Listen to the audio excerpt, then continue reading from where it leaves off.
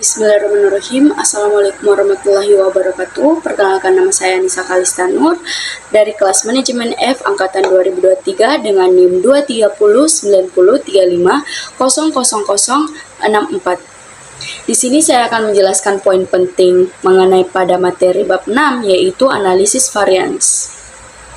Yang pertama, masuk pada pengertian. Analisis varians adalah proses untuk membandingkan antara hasil aktual dengan anggaran atau standar, lalu menghitung selisihnya, yaitu varians, dan menilai apakah selisih tersebut menguntungkan ataupun tidak.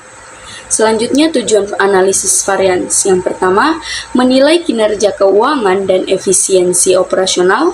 Yang kedua, mengidentifikasi penyimpangan biaya atau pendapatan dari yang direncanakan. Lalu yang ketiga, membantu manajemen untuk mengambil keputusan dan perbaikan di masa depan. Selanjutnya, masuk pada jenis-jenis varians. Jenis yang pertama yaitu varians harga, price variance. Varians ini mengukur analisis selisih antara harga aktual dan harga standar yang diterapkan pada jumlah barang yang dibeli atau digunakan. Pada bagian ini, varians harga bahan baku mengukur apakah harga bahan baku yang dibeli lebih tinggi atau lebih rendah dari harga yang dianggarkan. Lalu varians tarif tenaga kerja mengukur apakah tarif gaji tenaga kerja lebih tinggi atau lebih rendah dari anggarannya. Masuk pada rumusnya, varians harga sama dengan harga aktual dikurang harga standar dikali kuantitas aktual.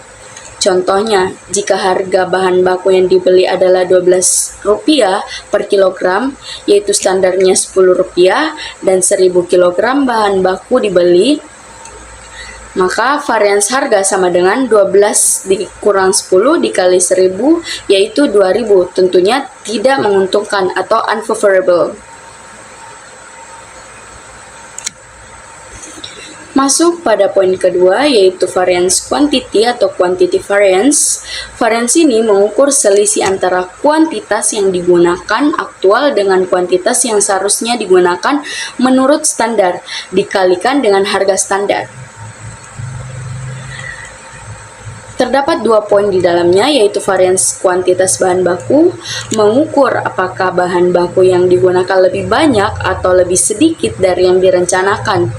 Lalu, varians efisiensi tenaga kerja mengukur apakah jam kerja tersebut digunakan lebih banyak atau lebih sedikit dari yang direncanakan. Masuk pada rumus, varians kuantitas sama dengan kuantitas aktual dikurang kuantitas standar dikali harga standar. Kita mengambil contoh jika perusahaan menganggarkan 2 kg bahan baku per unit, namun yang digunakan adalah 2,5 kg per unit untuk 1000 unit. Varians kuantitas sama dengan 2500 dikurang 2000 dikali 10 sama dengan 5000. Tentunya di sini unfavorable ya. Poin ketiga, variance overhead atau overhead variance. Pada bagian A, variance pengeluaran overhead atau spending variance. Variance ini mengukur apakah biaya overhead aktual lebih tinggi atau lebih rendah daripada biaya overhead yang dianggarkan. Masuk pada rumus, variance pengeluaran sama dengan overhead aktual dikurang overhead anggaran. Contohnya, jika overhead aktual adalah 22.000 tetapi anggaran hanya 20.000, variance pengeluaran sama dengan 22.000 dikurang 20.000 sama dengan 2.000. Tentunya di sini unfavorable. Pada bagian B, variance volume overhead atau volume variance. Variance ini mengukur apakah volume produksi yang sesungguhnya berbeda dari volume yang dianggarkan, yang dapat mempengaruhi biaya overhead tetap. Masuk pada rumus, variance volume sama dengan volume aktual dikurang volume anggaran dikali tarif tetap per unit. Contohnya, jika perusahaan menganggarkan untuk memproduksi 1000 unit, tetapi yang diproduksi hanya 900 unit dan tarif tetap per unit adalah Rp2, maka variance volume sama dengan 900 dikurang 1000 dikali 2 sama dengan minus 200. Tentunya ini unfavorable atau tidak menguntungkan.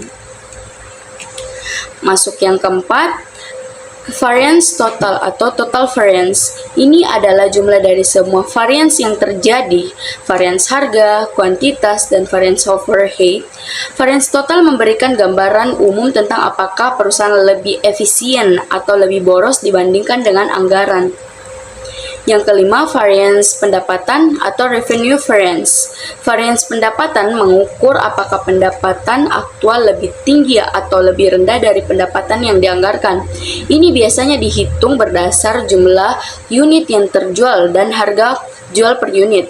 Masuk pada rumus, variance pendapatan sama dengan harga jual aktual dikurang harga jual anggaran dikali unit terjual aktual. Contohnya, jika harga jual per unit yang dianggarkan adalah Rp50, tetapi harga jual aktual adalah Rp55 dan 1000 unit terjual, maka variance pendapatan sama dengan 55 dikurang 50 dikali 1000 sama dengan 5000. Tentunya ini favorable atau menguntungkan. Masuk ke jenis terakhir yaitu variance volume atau volume variance. Variance ini mengukur apakah volume penjualan atau produksi yang sebenarnya lebih tinggi ataupun lebih rendah dari yang direncanakan. Variance ini sering digunakan untuk mengukur dampak dari perubahan dalam volume produksi atau penjualan terhadap biaya tetap dan variabel. Selanjutnya, kita akan membahas mengenai manfaat analisis variance. Yang saya dapat ada 3 poin. Yang pertama sebagai alat kontrol manajerial, yang kedua membantu menemukan penyebab ketidakefisienan, dan yang ketiga dasar untuk membuat strategi perbaikan ke depan.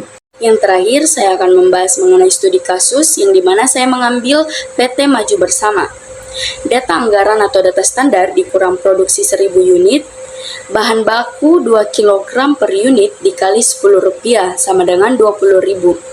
Tenaga kerja 1 jam per unit dikali Rp15 yaitu Rp15.000.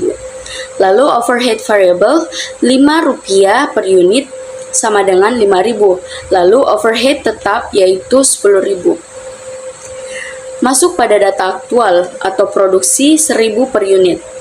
Bahan baku 2100 kg dikali Rp11 yaitu Rp23.100. Lalu tenaga kerja 1200 jam dikali Rp16 yaitu menghasilkan Rp19.200. Lalu overhead variable Rp5.500, overhead tetap Rp10.500. Selanjutnya analisis variance atau ringkas.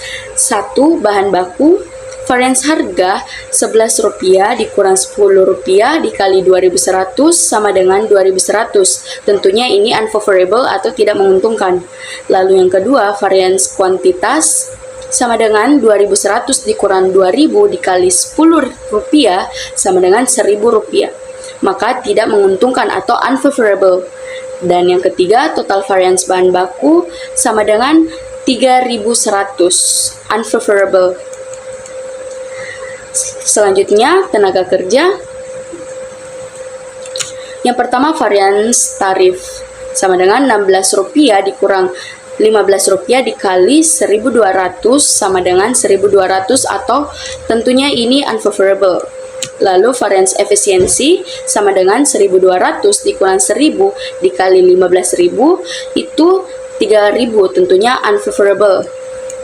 Lanjut lagi, total variance tenaga kerja hasilnya itu 4.200. Nah, ini unfavorable.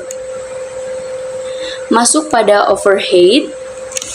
Yang pertama, variance overhead variable sama dengan 5.500 dikurang 5.000 sama dengan 500. Itu unfavorable. Lagi, variance overhead tetap 10.500 dikurang 10.000 sama dengan 500 yaitu unfavorable. Lalu total variance overhead hasilnya itu 1000, masih unfavorable. Lalu kita masuk pada recap variance total.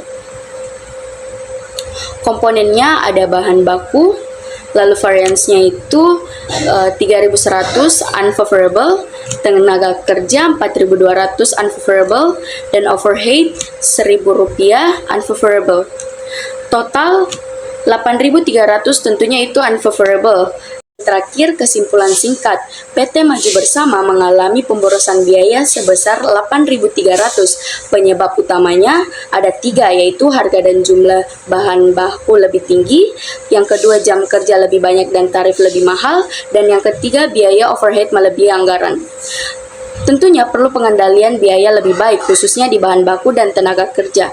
Mungkin itu saja yang dapat saya sampaikan, lebih dan kurangnya mohon dimaafkan. Wabillahi taufiq wal hidayah. Wassalamualaikum warahmatullahi wabarakatuh.